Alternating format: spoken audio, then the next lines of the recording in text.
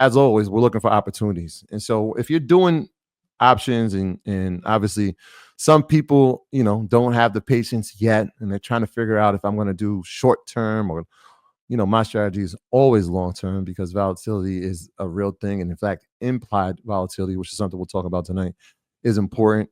We want to use time as a factor, right? We want to make sure that decay is not being used against us, but actually being used in our favor. And decay meaning how fast that premium is going to decline given a specific time. And so we'll show you what that means.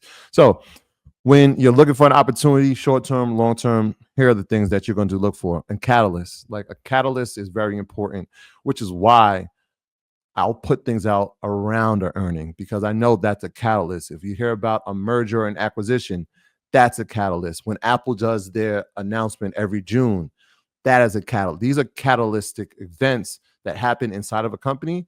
And if you know those events are happening, there is going to be movement either for the positive or negative during those times. And so earnings report obviously is a catalyst, analyst review. So whether it's JP or it's Morningstar or it's Oppenheimer, whoever it is, that's it. When they give their revisions, right, you'll see that, hey, and if you watch CNBC, you'll see it. They'll say, hey, JP raised their price target for NVIDIA to 180. Those type of things move stocks, right? So new product announcement, and obviously Blackwell would be a perfect example of that. Hopper is the old model. Blackwell's a new one. That type of announcement, the fact that it is demand for it's out of this world, the fact that it's sold out for 2025 is encouraging news. That type of thing moves stock, right? Or moves a company. Legislative changes. Now, I'll put those two together, legislative changes and lawsuits.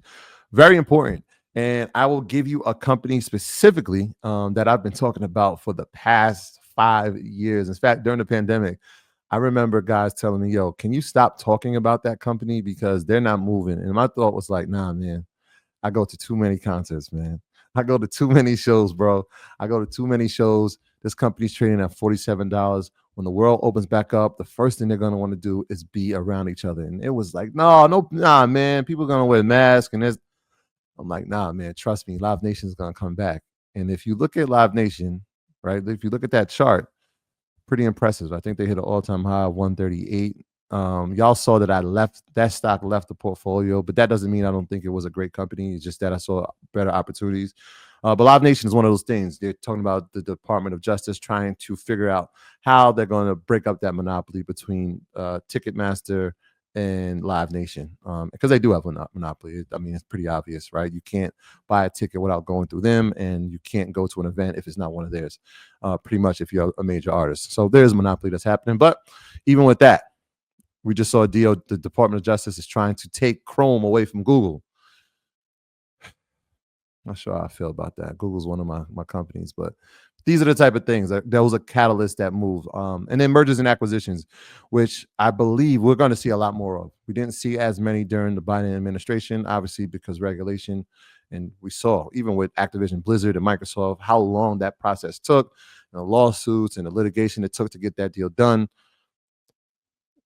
The idea and the thought is with less regulation, we'll see more mergers and acquisitions with a new administration in. So these are things you should be looking for when you're trying to invest, especially short term, because the money is going to be moving, the volatility is going to be moving a lot faster, but definitely long term as well.